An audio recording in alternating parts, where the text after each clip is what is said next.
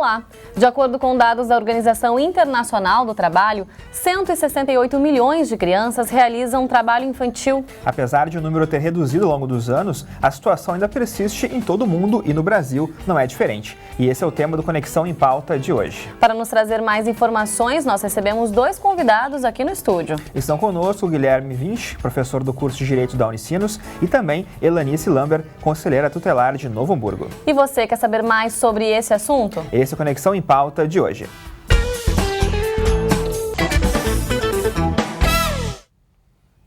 Nos últimos 20 anos, o Brasil conseguiu reduzir em mais de 50% o número de crianças e adolescentes entre 5 e 17 anos em situação de trabalho infantil. No entanto, ainda há mais de 3 milhões de casos no nosso país, segundo os dados da Pesquisa Nacional de Amostra por Domicílio, a PNAD de 2013. Isso mesmo, Rodrigo, e a gente começa essa entrevista de hoje falando, professor Guilherme, quais as principais razões, então, para a existência do trabalho infantil no mundo ou aqui no nosso país? Bom, hoje, na verdade, a gente pensa no trabalho infantil como uma espécie de mudança paradigmática, né? Em especial depois de 1988, quando vem a nossa Constituição Federal, né, que prevê a proteção do Estado, a proteção pela família, pela sociedade como um todo, né, em relação ao trabalho das crianças e dos adolescentes, bem como o Estatuto da Criança e do Adolescente, né, em 1990, né, que corrobora e vem para concretizar esse papel protetivo que hoje o poder público, que a sociedade toda tem em relação à criança e ao adolescente. Mas, né, infelizmente, nós vivemos num país, né, que diverge, né, culturalmente nas suas regiões, e isso leva com que em algumas situações, em alguns estados, ainda haja, né, a exploração da mão de obra infantil, com esses dados, né, que são atuais, né, que vocês acabaram de nos apresentar e que soam um alerta a partir do momento que a gente verifica que há um percentual alto, há ainda um número alto, né, de crianças e adolescentes que desenvolvem esse trabalho nessa mão de obra infanto-juvenil, né? Então é todo um aspecto que é ligado a uma questão cultural, uma questão social e que ainda faz com que se mantenha no nosso país nessa exploração da mão de obra infantil, com certeza. E é importante falar, né, Elanice, como o trabalho precoce afeta também, né, na formação e no desenvolvimento de uma criança. Muito.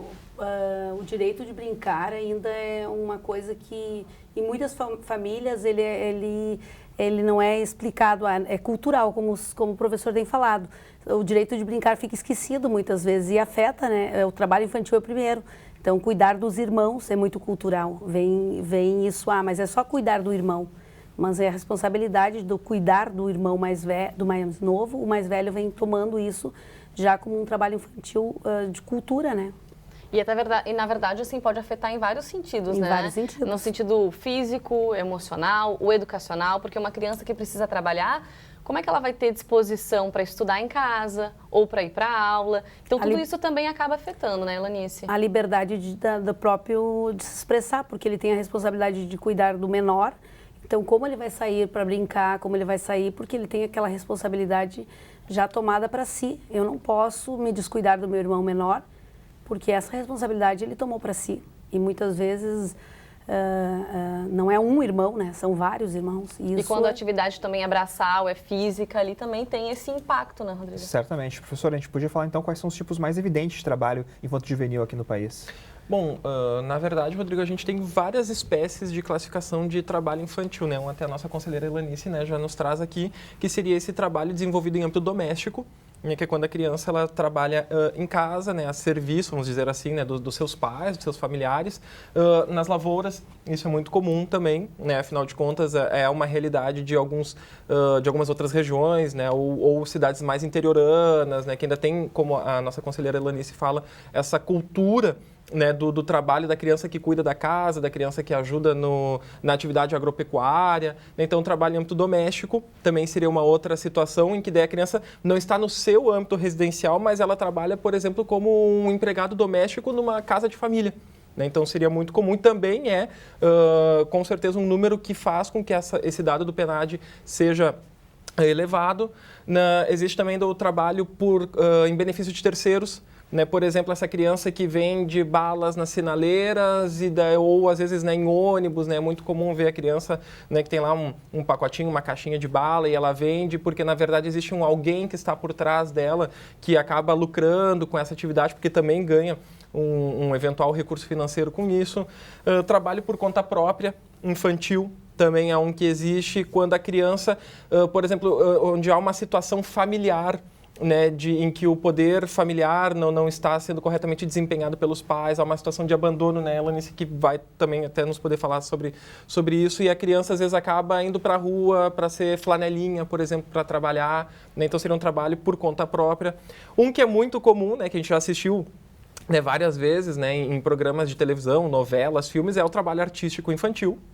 Né, esse daí, claro, ele tem uma peculiaridade, que é a questão de que se a nossa criança, nosso adolescente, né, nesse caso, ele tem menos que 16 anos, é preciso de um alvará judicial, né, para que ele seja autorizado a fazer essa participação. Por exemplo, vai participar de uma novela, né, tem um casal e o casal tem um filho, o filho é um ator. E como é que a né, situação então... é avaliada? Quer dizer, é visto se a criança realmente está com vontade de desenvolver aquela atividade? E mais do que isso, na verdade, se essa atividade não vai ser degradante para ela, né, porque, na verdade, ela não pode ter um atentado, vamos dizer assim, à moralidade. Né? Então, por exemplo, até teve, há muitos anos atrás, tinha uma novela que era Laços de Família, em que tinha uma menina que ela era filha, né, de 2 personagens, e como a situação familiar que envolvia aquele personagem era questionável moralmente, assim, porque ele se envolvia com uma outra personagem e tal, naquela época o Ministério Público do Trabalho interveio, inclusive, para tentar retirar essa criança da novela, dessa participação, porque entendia que poderia afetar o seu próprio desenvolvimento social, né, os seus valores, princípios, questões assim. Sabe, então... professor, o senhor comentou também dessa questão do trabalho doméstico, que às vezes fica essa dúvida, né?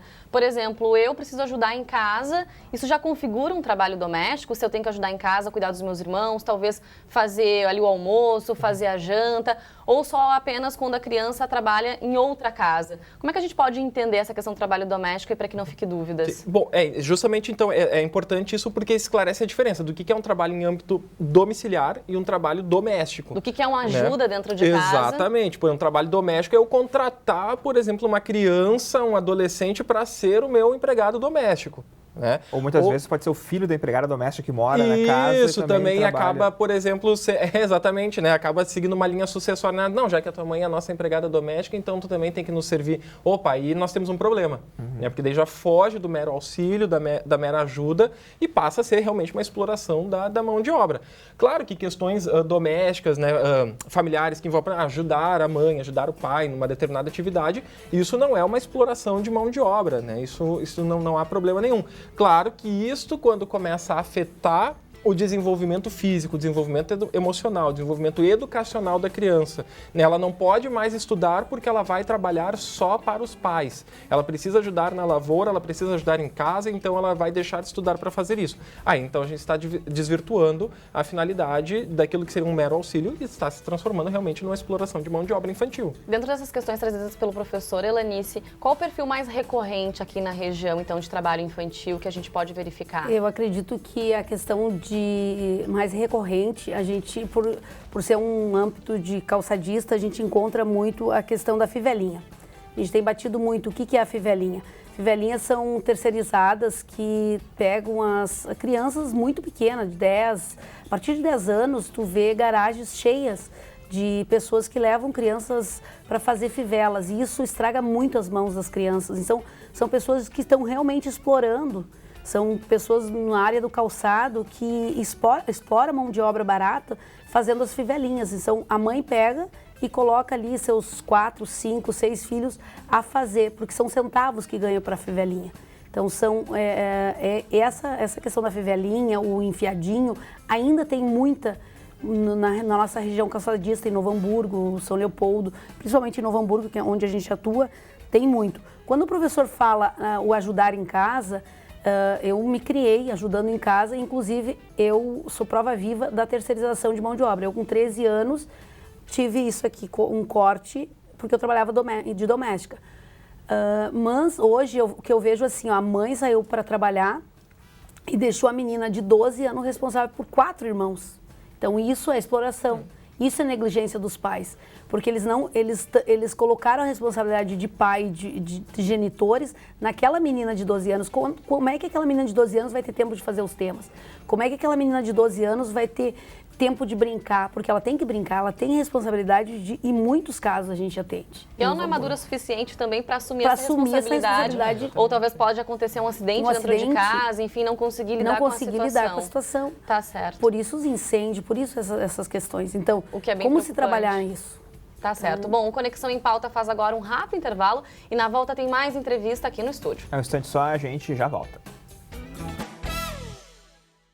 Estamos de volta com o Conexão em Pauta e o programa de hoje se dedica a falar sobre trabalho infantil. De acordo com dados divulgados recentemente pelo Ministério do Trabalho, somente no último ano, cerca de 5.600 crianças foram retiradas dessas condições no país. É importante, então, falar, professor, também, né, que é ilegal o trabalho executado por crianças, mas tem a condição de aprendiz, né? Como é que funciona, então, essa história do aprendiz? É isso. Na verdade, a gente precisa fazer só uma observação, né, com relação a essa questão da ilegalidade, até pela questão da idade mesmo, que o nosso Estatuto da Criança e do Adolescente considera, né? Então, nós temos até 12 anos incompletos criança, 12 anos completos até os 18, né? Nós temos, então, o nosso adolescente e, a partir dos 18, então, ele é um adulto capaz civilmente para os seus atos, né? E a questão é que a nossa Constituição, ela veda, né, algumas formas realmente de trabalho infantil, por exemplo, qualquer trabalho para o menor de 16 anos, salvo na condição do aprendiz, né, que o Rodrigo nos fala agora. E é justamente essa questão. Então, nós temos uma faixa etária que vai dos 14 aos 24 anos, né, que vai trabalhar nessa categoria do aprendiz. Até é importante nem falar em menor aprendiz, e sim o jovem aprendiz ou aprendiz, porque o menor ele traz uma outra conotação que já nem existe mais hoje, que seria o menor como aquela pessoa que estaria marginalizada, né, da sociedade, que não é isso. Né? O jovem aprendiz, até porque ele contempla de 18 a 24 também, né? Então, o aprendiz é aquele que vai estar cursando ainda o ensino fundamental, ou ensino médio, ele é uma relação de trabalho, né? Diferente da exploração de mão de obra infantil, em que nós verificamos essa figura da ilegalidade, da ilicitude, no aprendiz é um contrato de trabalho. Ele vai ter carteira assinada, vai ter a carteira assinada, ele vai recolher fundo de garantia, claro, num percentual menor do que um trabalhador seletista recolhe, né? Enquanto nós recolhemos 8, o aprendiz recolhe 2.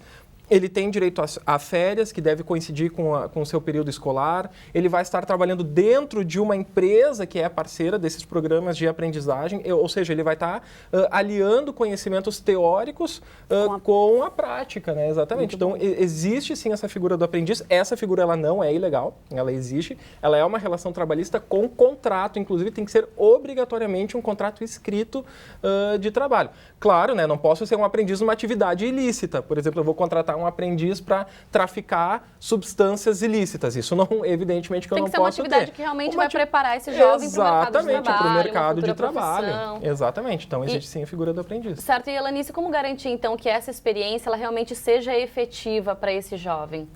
A gente, o ano passado, a gente teve procura bastante em empresas. A gente teve algumas parcerias, algumas empresas parceiras na região, onde a gente encaminhou alguns jovens. Mas, efetivamente, o que a gente vê é muito...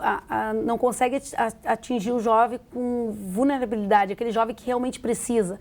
O que fica? Fica o filho do funcionário com essa cota, fica o amigo do amigo, o adolescente mesmo que necessita essa vaga, ele fica disperso. Ele não é atingido com essa cota. Então, eu consegui atingir alguns com essa cota, correndo atrás muito.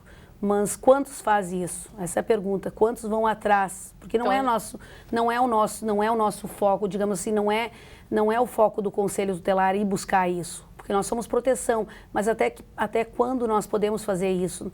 Então, teria que ter mais incentivos, o próprio órgãos em geral, as próprias empresas deixar isso mais à vista, sabe? Bom, e sobre a erradicação do trabalho infantil, então, qual é o papel do Estatuto da Criança e do Adolescente nessa temática? Qual é o papel? É fazer esse tipo de campanha que se está fazendo dentro dos municípios, dar abertura mais, divulgação mais, conscientização dentro das próprias escolas, a fiscalização mais cerrada junto com o Ministério Público, junto com o Conselho Tutelar, conscientizando as pessoas a não dar o trabalho infantil E como já existe programas de buscar as mães para trabalhos de renda extra, então assim, porque como eu estava falando, o paninho de prato é muito mais fácil ser vendido pela menininha do que pela própria mãe, porque as pessoas se comovem. A mãe vendendo é uma coisa, agora a menina com um sorriso vendendo, a pessoa vai comprar. Então as pessoas têm a cultura de que não ficar com pena e não comprar, porque na verdade estão prejudicando a criança, né? Então o trabalho do Conselho Tutelar lá em Novo Hamburgo está fazendo uma conscientização, indo para a rua, conscientizando junto com o CREAS, junto com a STS, junto com os órgãos públicos, conscientizando a população de que não é para ter pena, assim, é para fazer um trabalho mesmo de fiscalização e conscientização. Né? Importante também falar sobre o programa de erradicação do trabalho infantil, que é o PET, então, né, para diminuir os números no nosso estado. Qual é o trabalho, então, Guilherme, a importância desse PET? O PET, na verdade, ele é um diálogo, né, um grande diálogo né, entre vários setores da sociedade, o Ministério Público do Trabalho, o Conselho Tutelar, né, a sociedade, entre tantos outros, que visa realmente a erradicação do trabalho infantil, né, a partir de uma perspectiva de até o início da próxima década, né, em 2020, estar erradicado o trabalho infantil a partir dessa fiscalização conjunta, né, e de outras atuações, né, que o Ministério Público do Trabalho vai ter com o próprio Conselho Tutelar. Aí daqui a pouco a gente vai querer saber, será que a gente vai conseguir alcançar essa meta até 2020, né, Rodrigo? Bom, no próximo bloco tem mais entrevistas sobre trabalho infantil aqui no estúdio. A gente já volta com mais Conexão em Pauta. Voltamos a apresentar o Conexão em Pauta. No programa de hoje estamos falando sobre o trabalho infantil. Nós seguimos com a nossa entrevista aqui no estúdio. Estão conosco o Guilherme Vinci, professor do curso de Direito da Unicinos, e também a Lanice Lambert, que é conselheira tutelar de Novo Hamburgo, Vanessa. Isso mesmo, Rodrigo. Bom, e a gente queria saber da Lanice agora, o que uma pessoa pode fazer quando ela se depara com uma situação de exploração de trabalho infantil? Pode ser um exemplo bem simples, né? Esse da sinaleira mesmo, que a gente vê a criança aí vendendo bala, vendendo paninho de prato. O que essa pessoa que vê uma situação como essa, ela pode fazer, ela pode agir? Olha, como nós estamos falando da região, eu acredito que assim, ó, é uma questão bem cultural, né? Mas eu acredito que assim, ó, não deixar se souber dados da criança, discar para não se expor, discar para o Disque 100, ou mesmo assim, ó, tá naquele momento ali, tentar conversar com a criança, localizar um policial e qualquer policial hoje tem os telefones dos conselhos tutelares. Então, entrar em contato com os conselhos tutelares, porque qualquer policial civil hoje tem os contatos do conselho tutelar. Ou Disque 100, onde souber que tem trabalho infantil, discar, não ter medo da denúncia.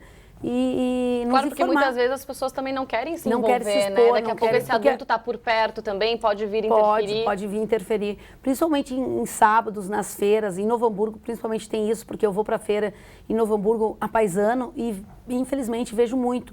E às vezes já fiz bobagem, né, no impulso de a paisano querer abordar, então a gente também tem que ter cuidado, né? E não tem que cuidar para não se expor, né? Porque sempre tem alguém por trás. Mas enfim, é importante a gente saber que existem esses meios, né? Da comunidade, da população em sim. geral, interferir mesmo, saber que isso é um problema social muito sério e que precisa ser resolvido, né, Rodrigo? E é importante falar de fiscalização também, na verdade. A gente está falando antes do trabalho doméstico, né? É proibido entrar na casa de alguém, né? Para fazer, né, algum tipo de investigação, né? Como fazer, então, para fiscalizar se existe uma criança, por exemplo, trabalhando nesse trabalho doméstico? Na verdade, daí então nós vamos dialogar, né, com o Disque 100, né, que a Lanice nos fala agora, né, sobre essa questão do aviso ao conselho, à polícia, né, e é claro, né, o nosso principal órgão, né, de tutela e fiscalização dos direitos das crianças e do adolescente, que é o Ministério Público do Trabalho, né, a partir do momento em que eles realmente têm como medidas recomendações, o ajuizamento de ações civis, né, inquéritos civis, ações civis públicas, até mesmo ações penais, né, que eles poderão mover, até porque, na verdade, a gente precisa considerar que o nosso Código Penal, ele traz vários crimes contra as relações de trabalho.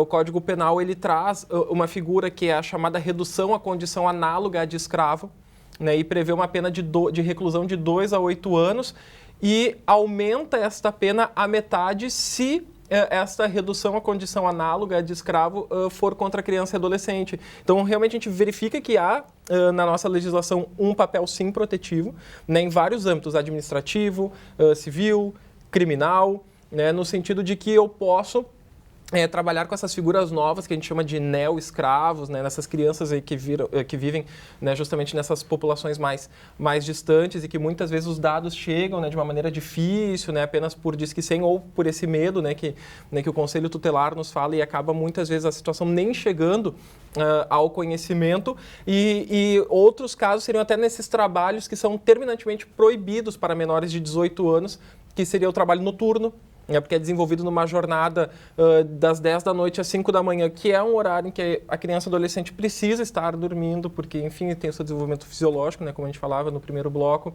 É um trabalho insalubre, um trabalho perigoso, porque mexe com inflamáveis, mexe com radiação, ou até mesmo com outros agentes que sejam nocivos mesmo à saúde dessa criança e do adolescente. Então, efetivamente, hoje nós temos no país como principais órgãos o Conselho Tutelar, os conselhos municipais, né, dos direitos da criança e do adolescente, o poder público, né, e em especial o Ministério Público do Trabalho, né, que, né, inclusive no site do Ministério Público do Trabalho existem cartilhas, recomendações sobre a erradicação do trabalho infantil, jogos online em que a pessoa pode simular o que é essa realidade do trabalho infantil, né, de uma maneira bem lúdica, de uma maneira bem pedagógica. Então são esse diálogo que é a necessidade, né, que é necessário entre a sociedade civil, o Ministério Público e demais. Certo. E quando a criança ela resiste em parar de trabalhar, quer dizer, ela vê uma situação complicada dentro de casa, sabe que o dinheiro que ela traz é importante, Elanice, como agir nesses momentos? Eu acredito que o adolescente muitas vezes se sente o provedor. O pai saiu de casa, deixou a mãe com os irmãos, o pai abandonou e ele se sente na obrigação. Isso acontece bastante, ele de querer abandonar os estudos, né? Então, né, chega para nós a FICAI, que é a ficha infrequente. Então, acredito que tu tem que trabalhar assim, buscando para ele, nesse trabalho é que eu entrei no Jovem Aprendiz. Opções não é muito, mas o Jovem Aprendiz entra aí como um auxílio. Então, foi o caso que eu fui de porta em porta bater e consegui trazer alguns jovens, porque são os provedores da família. Com essa questão do Jovem Aprendiz, ele conseguiu manter-se na escola, porque eles têm a resistência. Eu vou conseguir, com esse salário, sustentar minha família. Outra questão que o professor falou foi a questão da insalubridade. Os meninos querem ir para a mecânica do vizinho. Eles querem trabalhar na mecânica. Isso atrai eles. Eles vão ganhar dinheiro, eles vão ter a questão das suas roupinhas de marca, seus bonés. Então, a gente tem que usar, tem que trabalhar isso em escola, tem que trabalhar isso em palestras e saber que essa questão é cultural, mas que eles têm o tempo. É o tempo de vivência de escola, é o tempo de vivência, cada tempo, cada momento não quebrar a etapa, né? Não quebrar a etapa da sua vida. Porque isso vai com certeza impactar mais para frente. Impactar mais para frente. Por isso o Jovem Aprendiz entra nesse esquema como uma alternativa interessante, né? O governo brasileiro ele está inserido nesse compromisso mundial, então, né, de erradicar o trabalho infantil até 2020. Eu gostaria de saber de vocês quais os desafios então, que nós temos pela frente para conseguir então chegar nessa meta. E será que a gente vai alcançar essa meta? Acho que primeiro o efetivo cumprimento da Convenção 82 da OIT, né, que é a relação das piores formas de trabalho infantil, né, esses trabalhos que são degradantes, minas, carvoarias, né, entre tantos outros, acabar com esse mito, né, de que antes estar trabalhando do que estar na rua sem fazer nada. Estar na rua sem fazer nada, ele é tão prejudicial a uma criança quanto explorar a sua mão de obra de uma maneira irregular, né? Então, para nós cumprirmos essa meta e erradicarmos o trabalho infantil, a gente primeiro precisa acabar com esses mitos, né? Esse modelo que a gente tem de sociedade de consumo, né? Que a Elanice fala, né? De a criança quer ter a sua roupa de marca, né? E às vezes a família não tem dinheiro, então ela acaba se sujeitando a essas formas degradantes de trabalho para poder consumir, né, produtos que a sociedade nos impõe. E aí, é claro, né, sempre essa efetiva fiscalização e cumprimento, né, nessas regiões, às vezes, de mais difícil acesso, para a gente conseguir diminuir essas estatísticas. Elanice compartilha da mesma ideia? A erradicação sustentável do trabalho, eu acho que é um desafio global, né? Mas a gente fala muito do micro, né? Nos locais, no que a gente está falando do micro, mas eu realmente acho que a mudança definitiva, ela vem das políticas públicas, né? Que eu acho que é um ranço, que ela, para mim, ainda é um ranço que fica muito no papel. que ela tem que ser, né, tudo que o Claro, o professor próprio falou, Estatuto da Criança e Adolescente, se fosse realmente aplicado, a gente não nós estaria temos, conversando sobre isso aqui agora. Nós temos tudo muito bonito, nós temos que colocar tudo em prática. Então a gente está discutindo muito e a gente tem que tirar a teoria da prática, né? Ele é um ranço aí que tem que ser invertido. E eu acho que a gente está no caminho, né, professora? A gente começando, eu começo aí a ver bastante mudanças, assim, e pessoas se movimentando para isso. Tá certo, então. Bom, muito obrigada pela presença de vocês, pelas informações. Até o próximo encontro. Muito obrigada. Obrigada. Valeu. E o Conexão em Pauta de hoje fica por aqui. Para conferir essa e outras edições, acesse o nosso canal youtube.com/TV Rádio Unicinos. Até o próximo programa. Tchau.